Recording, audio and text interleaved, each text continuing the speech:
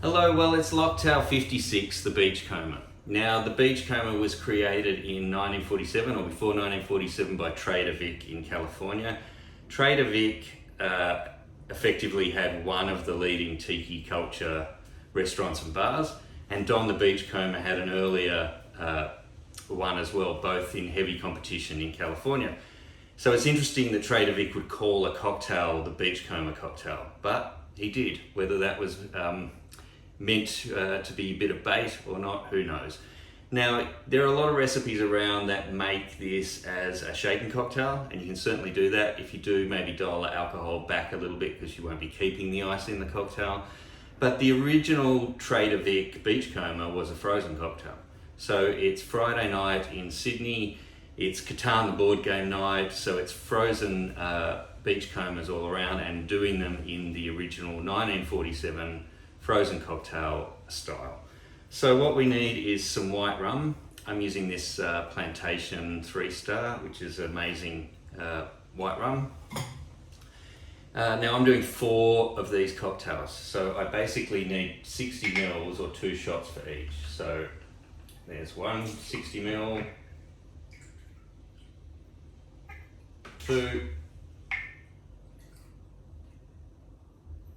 3, and 4. So you can see it's a rum heavy drink. You got, for a standard, if you're just making one of these for yourself, 60 mils tequila in with your ice in a blender, ready to go. Now 3/4 of a shot, or roughly 20 mils, 22 mils per cocktail of Cointreau or triple sec. So for 4 of these, I basically need 3 shots or 90 mils of Cointreau. And the same with lime juice. So you're getting the sort of orange spirit and the lime flavour in balance. So 90 mils of freshly squeezed lime juice for 3, or 22.5 mils if you're doing 1. And then we need a little bit of maraschino liqueur. Now you're really only adding at the most a bar spoon per cocktail, so 5 mils at the most per cocktail. I'm doing 4 obviously, so I'm going to do about 15 to 20 mils of maraschino.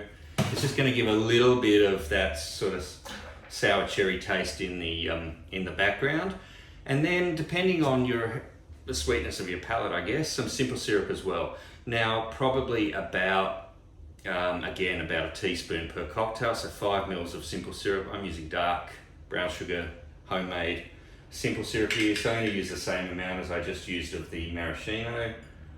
So 15 to 20 mils of simple syrup, and that's pretty much it. So let's get that into the blender.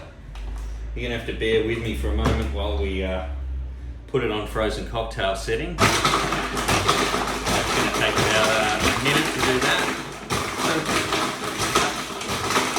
Obviously, if you're doing this cocktail as a shaken one, maybe dial the rum back to about 45 mils because you're going to get alcohol stronger. So in here I put about 50 mils worth of ice per cocktail. So there's almost 200 mils, and you can weigh your ice if you want, roughly 200 grams of ice going into this. So it's not quite a frozen cocktail, but it's definitely in the frappé space. I didn't want to use too much ice and really sort of water it down.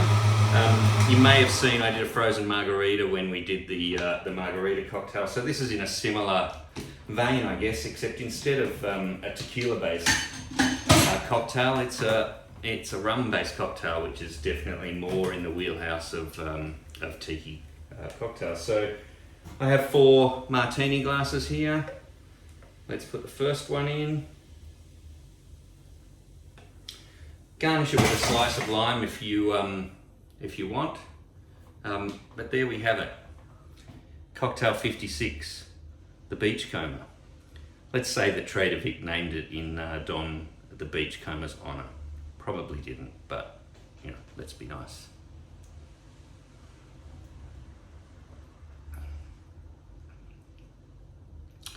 Probably doesn't edge out the frozen margarita. I think Margarita's rightly got that territory covered. but certainly a very refreshing and nice way to have a rum based cocktail on a warm Friday afternoon when you're just starting to wind down. Lockdown's coming to a close. Go and make yourself a cocktail. Maybe make it a Beachcomber or the Paloma that we just did. And I'll see you for the next one. Cheers.